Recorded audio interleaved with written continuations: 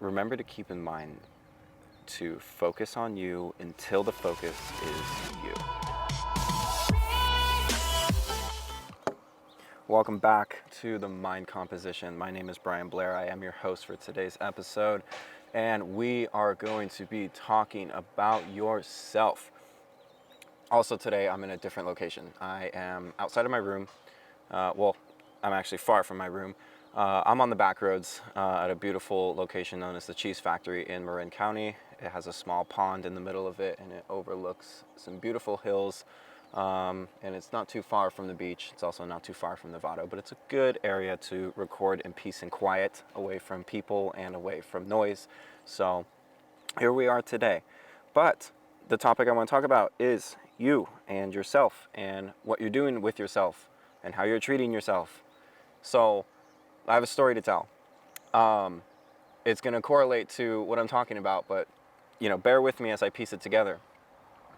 Back in November and December, my dad, he had a 2002 Lexus ES300 that he's had since 2006, or a little over 14 years.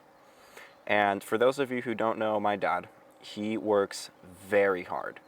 And he is a very stressed out person. One word I would use to describe Bernie is he's very intense. But he works very hard to support my sister and I, around the clock sometimes. And also, supporting himself and stabilizing everything that he's working on. He's a fine art dealer, so he is very stressed. He's in this borderline almost the same industry that I'm in. It's very unstable. It's like, income can be high, income can be low. So, he's always, fighting to close a deal, the art of the deal, really. But point is, he works really hard, okay?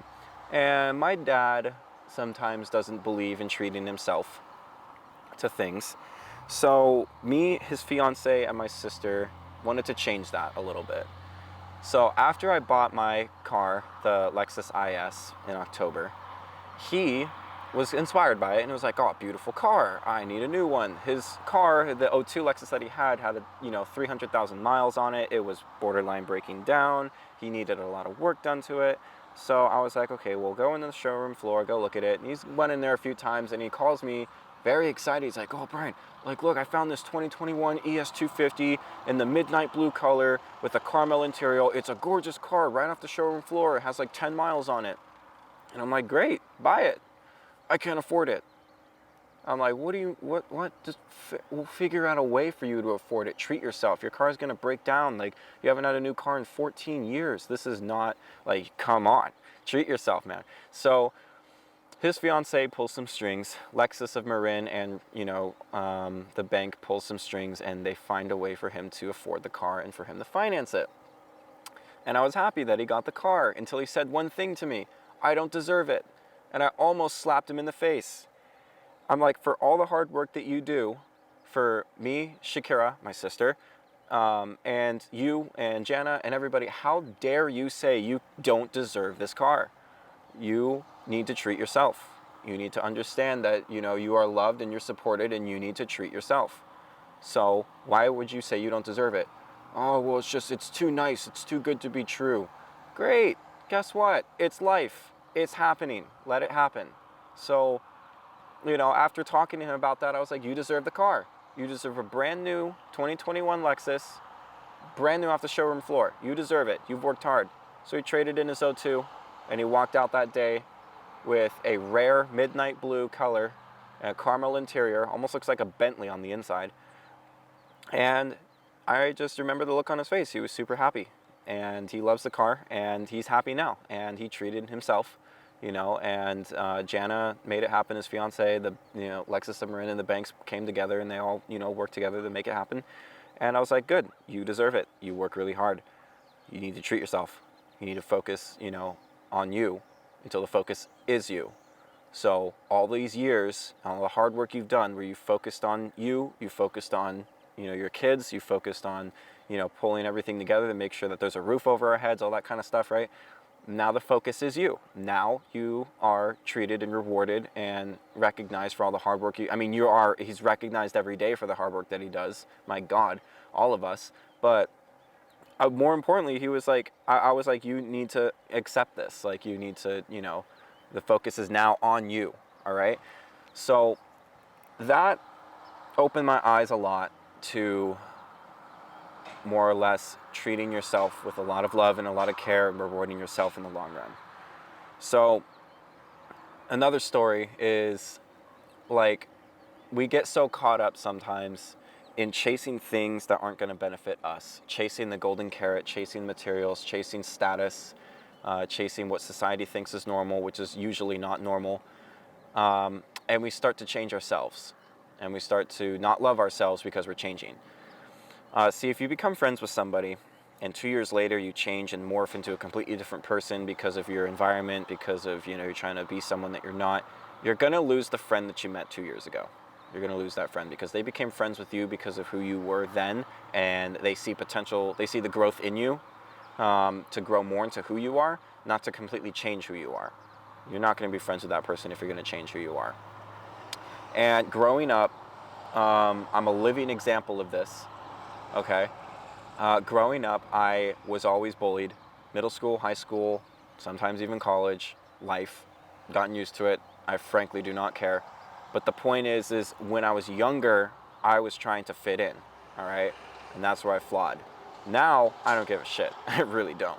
But then I was like, all right, well, I had this friend back in 8th grade that I met through a program, and we were friends for a year or two.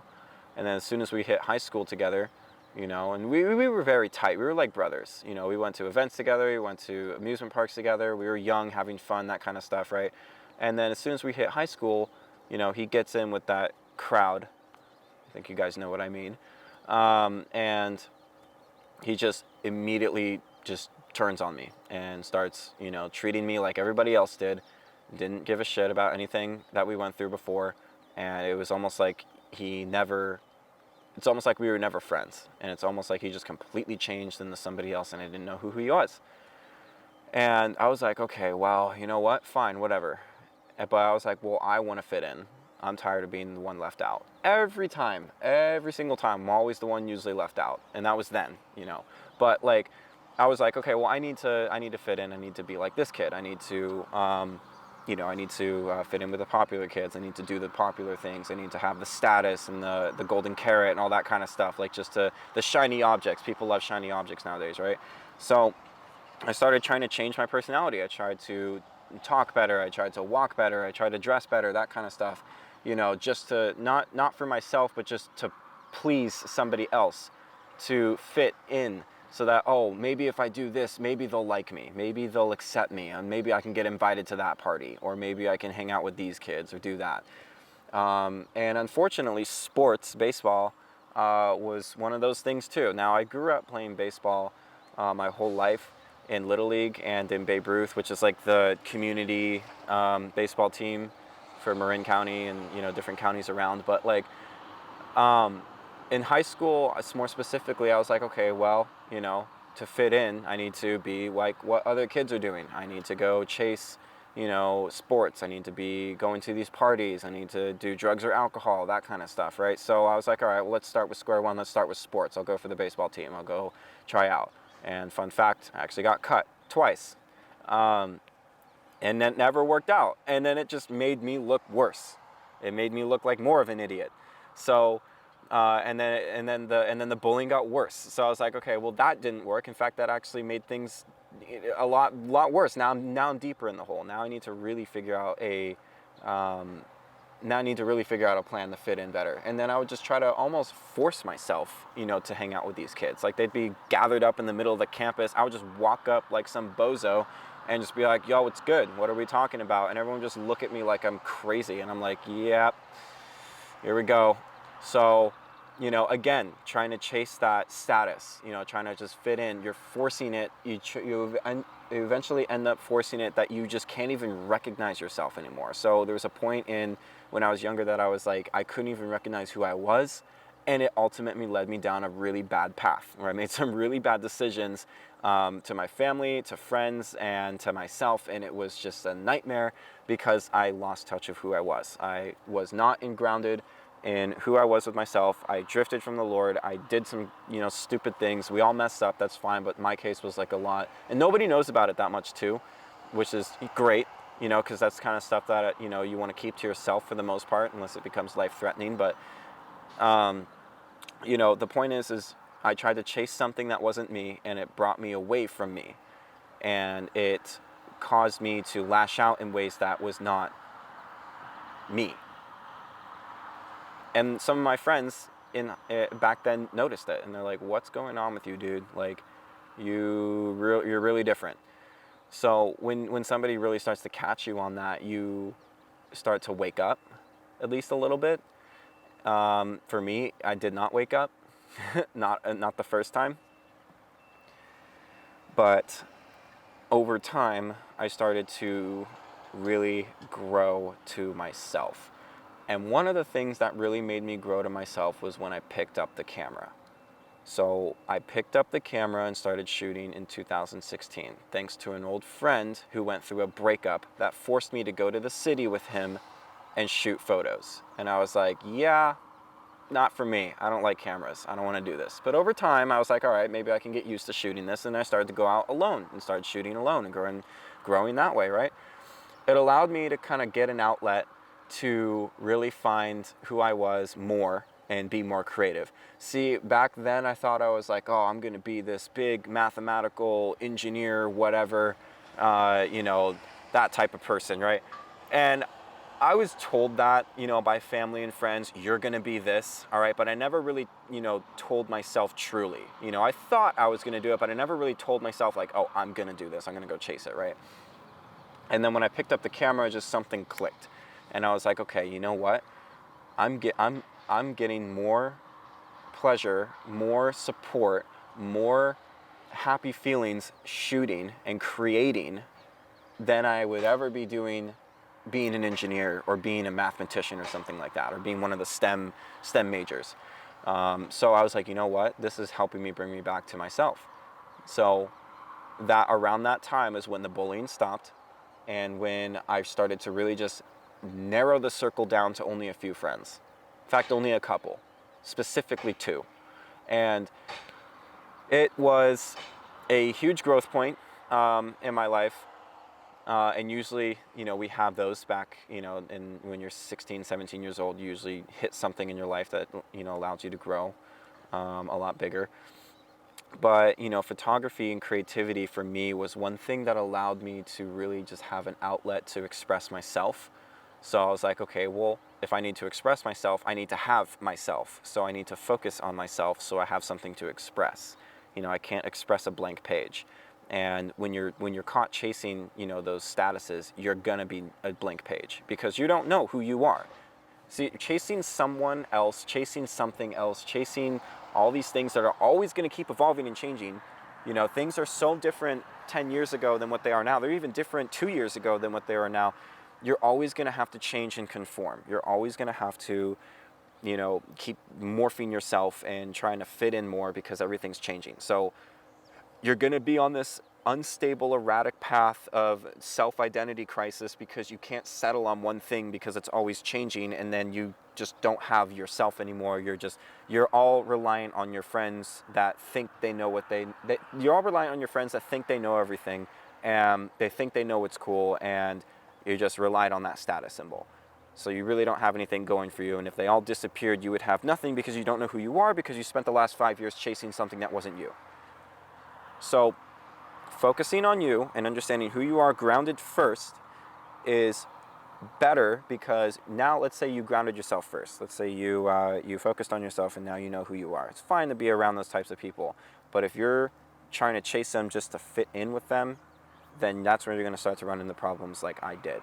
So back to the creativity and to photography, I started to express myself a lot more through that. But I started to focus on myself more so I would have something to express. And back then it was very dark, very moody, very dark, kind of borderline depressing, because I was in a depressing state because of what I went through before, right? So it's like, all right, I need to change this. I need to better myself. I need to focus on me so that I know who I am, so that way I can be the best at what I put my hands to and help others do the same exact thing. And I always knew that I had like a why. I always knew that I had like a why statement, and my why was actually recently became more clearer to me. But back then, I always loved just communicating with people and just talking to them in general. But I never, like, I was never confident in it, if that makes sense. So I was like, okay, well, I'll talk to them, I'll communicate with them, but I was never like confident in myself when I'm talking to them. So over time, I started to realize that, like, wait a minute, like, when the confidence is there, I'm more passionate about talking to people and helping them out. I want to help them out with, I want to inspire them. I want to help them do better. I want to share my story along with other people's stories, because we all come from different backgrounds and go through different calibers of challenges, right? So I want to use my story and other stories, others, to inspire a lot of people to do better, so that they don't end up chasing something that's going to destroy them, literally. So with photography, I had an outlet, I had a voice, to portray that. And it started to connect me more with myself as far as expressing myself and knowing where to turn when I get, in those mindsets or in those weird moods, if that makes sense. But recently it became clearer to me that my why is because I want to inspire people to do better and to do greater. It's why, the camera literally lives in my hand, all right? It's why I still shoot all the time. It's why I do some of the businesses that I do, because I take, I put myself, I'm not selfish with myself, and I help others, right? Okay? So I help them get what they want, and by default, I'll get what I want, okay? But to help someone get what they want, you need to grow yourself first. You cannot help someone if you haven't helped yourself first. So that's the point of this, is bridging that gap between yourself and helping someone else. For you to be an efficient leader, or to really rise up and make an impact, a positive impact in people's life, you need to be grounded in yourself. And I knew that when I was younger, I was always told that I was different. And I was always told that I was going to be a leader one day. And I was like, how? Where? So I was like, okay, well, for me to reach my why, okay, I need to be grounded in myself, because you can't lead someone when you're all over the place and you're chasing all these other different things, because you're not stable. You're not going to be a good leader. People are going to get confused what the hell you're doing. So you need to really be stable in yourself and confident in who you are as a person. So over time, I started to realize that, and I was like, okay, I need to focus on me. I need to put my ego aside. I need to put my pride aside, and I need to focus on who I am as a person. I need to grow myself, okay? And that's where that statement came into my head. Focus on you until the focus is you. And I'll get to the second half of that statement in a second, but focusing on you first is broken down into a lot of different things, but I feel like the most important one, and the only one that really matters, is understanding where you came from, where you want to be, and then bridging it on how you're going to get there, understanding how you're going to overcome those challenges, right? And then along the way, self-love and treating yourself. So back to my dad's story. He worked so hard. He focused on him. He focused on his kids. Now he got rewarded. We supported him and everything, and the focus was on him, right? Same thing, all right? I'm going to focus on me. I'm going to build myself to be the best version of me that I can be. I can accomplish my goals. I'm going to chase my dreams. I'm going to help as many people along the way as possible. I'm going to stabilize my emotions, stabilize my mental health, all right? And I'm going to focus on everything that I'm doing for the better, all right? And then I know eventually that one day that focus or that reward will come back onto me. See, if you try and reverse it, okay, a lot of people reverse it and they want to be some egotistical, think they know everything millennial idiot who is going to walk into a room and be like, I'm the best, I know everything, everyone's less than me. That's ego. That's not confidence. That's ego full of yourself. That's not the same thing. That's not the same thing as being confident in who you are.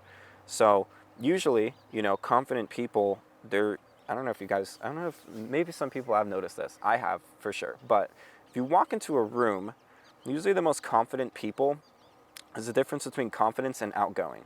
Outgoing people are great. When you mix the two of them, you're unstoppable. But most confident people, they're very conservative to themselves, for the most part, from what I've noticed.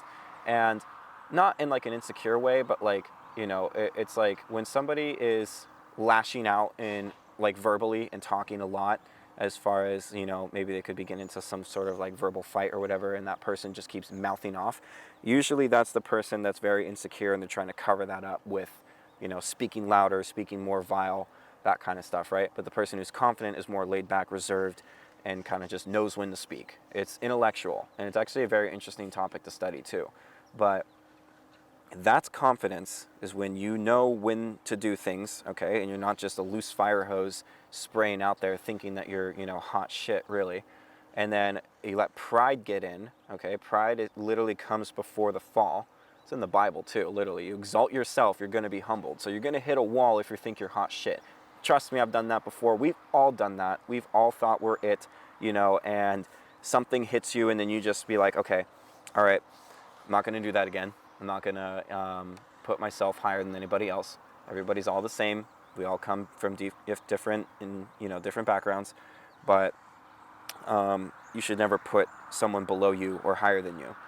That's why, like, when some people reach out to me, like on Instagram or on social media, and they're like, dude, I love what you do. I look up to you, like, kind of like, I don't like the pedestal type of thing. Like, I told a few people, I'm like, hey, look, I appreciate you guys support what I do. I'm glad it's inspiring you, but never idolize me and never put me on a pedestal. I'm not above you guys, and you guys are not above me, if that makes sense. We're all treat people, the same. So, and that's confidence. Confidence is knowing your self-worth, but also knowing that you're not prideful. And basically, when you walk in a room, you know that you're not, quote, the best one there. You're just more conservative and reserved about it. So after understanding that and trying to grow into be more of a confident person in who I am and understanding my self-worth, I know that if I ground myself that way, that I'm going to be more confident in myself. I'm going to know exactly where I want to go, how I want to get there, what I want to do, who do I want to help, who do I want to connect with, what do I want to chase, and usually it's chasing things that are going to be in your own lane. You're not going to be chasing statuses. You're not going to be chasing other symbols out there that are going to make you fit in. I'd rather be the one that's standing out than the one that's fitting in. That's a leader. Leaders are usually the ones that are standing out, leading people, for a positive impact. I knew I never wanted to fit in. Or I knew I never wanted to fit in that aspect. But understanding that now is a lot more clearer than then. Because when you're younger, you don't know so much then. But after I started to focus on me, and very recently, as in the past 6 months, put the eyes back on myself and grow my mental health, grow my physical health, grow my businesses, grow my mental and emotional stability. That's a key point, is making sure that you're stable. I listened to an audio one time called Divorce Your Feelings. See, feelings and emotions, and this is a whole different topic for another day, but feelings and emotions are very unstable and erratic. So I heard someone say one time, would you ever want to be married to somebody who's unstable and erratic and changes their mind left and right? That's emotions, that's feelings. So divorcing your feelings for some things, because feelings are always going to impact, the way you make decisions. And if your feelings overtake your mind, you're never going to be in control. But if your mind can control your feelings, then you're always going to have the upper hand. So understanding how to really control my feelings and be stable with them as much as possible, still fail, but work in progress. It would allow me to, again, ground myself bigger, stay true with the Lord as well, and then also now I can reach my why. Now I can, along the way of growing myself, I can now help other people do the same thing. I can share my story, I can inspire them. I can connect with other people's stories and pass it along as well. So that mindset really allowed me to really expedite the growth that I was already doing. The camera helped it a lot. My businesses helped it a lot, very much actually. And it is overall, everything that has happened to me in the past 5 years has made me to who I am today. And I know that if I keep focusing on myself, that the focus will eventually come back onto me, like that reward, like that self-love. So take care of yourself, focus on you, focus on things that you're doing for yourself, not for anybody else, okay? And everything else is going to work itself out. You don't have to chase anybody. You're going to grow to be a leader, all right? And when you grow to be a leader, guess what everybody's focus is on? You. Now you can positively impact those people's lives that are going through a lot. You know, there's a lot of people out there going through a lot of challenges, right? They need guidance, they need help, they need mentorship. So you can be that person to become a leader and become an example in someone's life. Someone will put their focus on you, okay? Now you can help lead them and teach them to do the same thing. Focus on you until the focus is you. And now once the focus is on you, you better hold up from all the, you better hold up and set the great example of being the best that you can be. So that topic, very strong, very passionate about it. I could talk about it all day, but I'm going to keep it short. I like doing the shorter podcast. 30 minutes to 45 minutes is a good target zone. If it's like, just me, I like to keep it, just below 30 minutes. It should be a good little thing for you guys to wake up to every Friday, every Tuesday morning to, hear something for a good 30 minutes and then go start your day. So, yeah, I just said it. Episodes release every Friday and every Tuesday. I'm Brian Blair with The Mind Composition. You can listen to these podcasts on Apple and Spotify, or you can see the video versions on YouTube. I've got a lot of exciting topics coming up within the next month or two, so stay tuned. Share this with your friends. I hope to inspire as many people as possible, and I hope you guys have a wonderful day. I will catch you guys on the next episode.